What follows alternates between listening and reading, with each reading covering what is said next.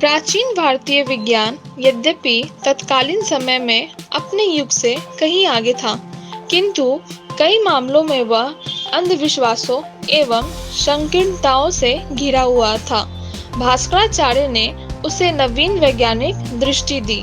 उन्होंने सारी घटनाओं तथा वस्तुओं को विज्ञान की कसौटी पर कसने की एक सोच भी दी थी। खगोल तथा गणित संबंधी उन्होंने जो जानकारियां उस समय दी थी, उसे पश्चिमी विज्ञान 500 साल बाद ही हासिल कर पाया था। भास्कराचार्य का जन्म 12वीं सदी के कर्नाटक के बीजापुर नामक स्थान पर हुआ था। उनके पिता महेश्वर भट्ट को गणित, वेद तथा अन्य शास्त्रों का ज्ञान अच्छा था। उनके पुत्र की असीमित प्रतिभा को पहचानकर उन्होंने बाल्यावस्था में ही उसे गणित तथा ज्योतिष की अच्छी शिक्षा प्रदान की।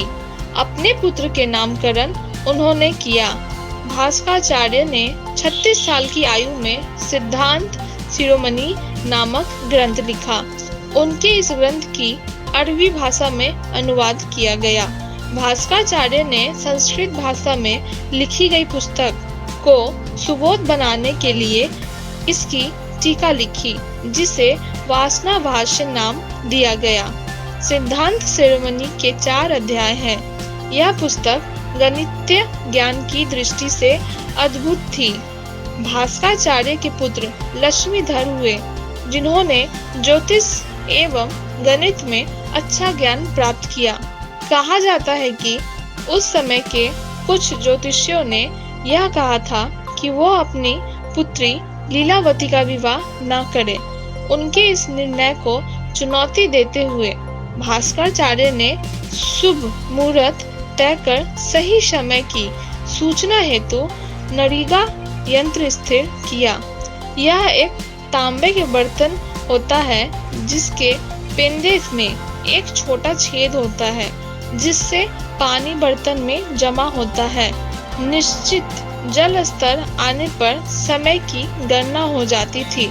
सज धज कर लीलावती कौतूहलवश उस नलिका यंत्र में झांकने लगी तो उसके वस्त्र का मोती आकर यंत्र के पेंदे में जाकर धंस गया, जिसकी वजह से पानी गिरना बंद हो गया। शुभ मुहूर्त का पता नहीं चल पाया। भास्कराचार्य ने अपनी दुखी पुत्री को सांत्वना देने हेतु कहा कि मैं तुम्हारे नाम से एक ऐसा ग्रंथ लिखूंगा जो अमर होगा। भास्कराचार्य ने सूर्य सिद्धांत नामक जो ग्रंथ लिखा, उसमें पाटीगणित, बीजगणित, गणिताध्याय, गोलाध्याय नामक 4 अध्याय हैं। प्रथम 2 गणित से तथा शेष 2 ज्योतिष से संबंधित थे, जिसमें बीजगणित तथा अंकगणित प्रमुख हैं। भास्कराचार्य ने सारणियां, संख्या प्रणाली, भिन्न, त्रैराशिक श्रेणी, क्षेत्रमितीय, अनिवार्य समीकरण, जोड़ घटाव, गुणा भाग, अव्यक्त संख्या एवं सारणी, घन, क्षेत्रफल के साथ साथ शून्य की प्रकृति का विस्तृत ज्ञान दिया। यानी पाई का मान 3.14166 निकाला, जो वास्तविक मान के बहुत करीब है।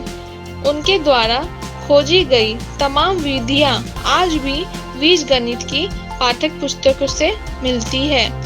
ज्योतिष संबंधी ज्ञान में उन्होंने ग्रहों के मध्य एवं यथार्थ गत्य, काल, दिशा, स्थान, ग्रहों के उदय, सूर्य एवं चंद्र ग्रहण, विशेषतः सूर्य की गति के बारे में महत्वपूर्ण खोज की। अपने सूर्य सिद्धांत में उन्होंने समझाया था कि पृथ्वी गोल है, जो सूर्य के चारों ओर निश्चित परिपथ पर चक्कर लगाती है।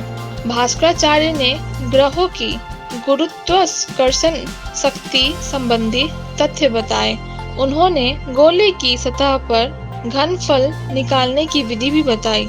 आंखों के सहारे रात भर जगाकर उन्होंने गणना के आधार पर सूर्योदय, सूर्यास्त, गुरुत्वाकर्षण संबंधी जो तथ्य संसार के लिए दिए, वो प्रशंसनीय है। उनके ग्रंथ लीलावती का अनुवाद फैजी ने फारसी में तथा 1810 में एस.टी. कोलब्रुक ने अंग्रेजी में किया। उनके सिद्धांतन शिरोमणि का अंग्रेजी में भी अनुवाद किया गया। गणित तथा खगोल विज्ञान के क्षेत्र में भास्कराचार्य का स्थान युगों तक अमर रहेगा। भास्कराचार्य की महत्वपूर्ण देन विज्ञान को अंधविश्वासों से बाहर निकालकर नई सोच, नई दृष्टि देने की थी। गुरुत्वाकर्षण की खोज करने वाले वे संसार के प्रथम वैज्ञानिक हैं, किंतु इसका श्रेय न्यूटन को ही दिया जाता है। ऐसे महान वैज्ञानिक का देहावसान 65 वर्ष की आयु में ही हो गया। दोस्तों, इसी तरह के इंफॉर्मेटिव वीडियोस देखने के लिए हमारे चैनल नॉलेज अपडेट को सब्सक्राइब करें और बेल आइकन को प्रेस करना ना भूलें।